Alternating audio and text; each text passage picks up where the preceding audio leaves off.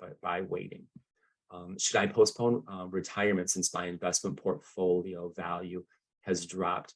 That's a very particular question. If, for example, if we're relying on that value to produce income, it may be a situation where the answer is yes. We look at something called sequence of returns risk. For example, if you're taking withdrawals out of a portfolio that has gone down, then you may shorten the lifespan of that portfolio. We run those calculations and we model that for you. It can absolutely make it harder to recover if you're taking withdrawals when the market is down. So we want to consider that. The way we plan for sequence of returns risk, a couple things. One is we will use guarantees. We will work with annuities where that income is not going to go down regardless of the market performance. Now, we always have to say that those guarantees are based on the claims paying ability of the insurance company, but that's one way to manage that risk. Another way, if there's no underlying guarantee, is we work with money managers, or we will do it ourselves, where we create a cash bucket. And so your monthly income is coming out of that cash bucket. It's not coming out of selling investments when they are down. And it could be setting aside a whole year's worth of income or more.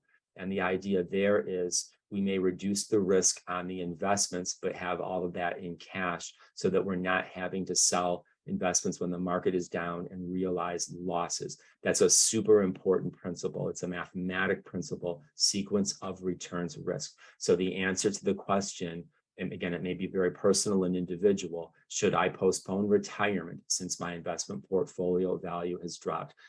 That is something to consider. And again, if it's also on your spending, you may still, and qualitative factors, you may still have plenty to retire. And so you may still want to go ahead and do it, but it could still be an issue. So the idea is to run models for people where we put in how much have you saved. We make assumptions about inflation, about rates of growth.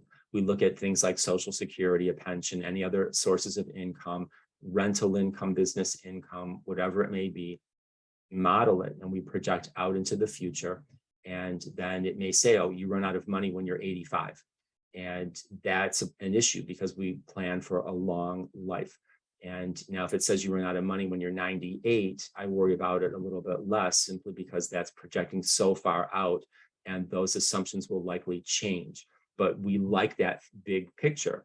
If right off the bat, it shows that you're going to run out of money within a normal lifespan with reasonable assumptions and projections, then I may be the bearer of bad news. And it's my job to say, we think you should either reduce your expenses or postpone retirement.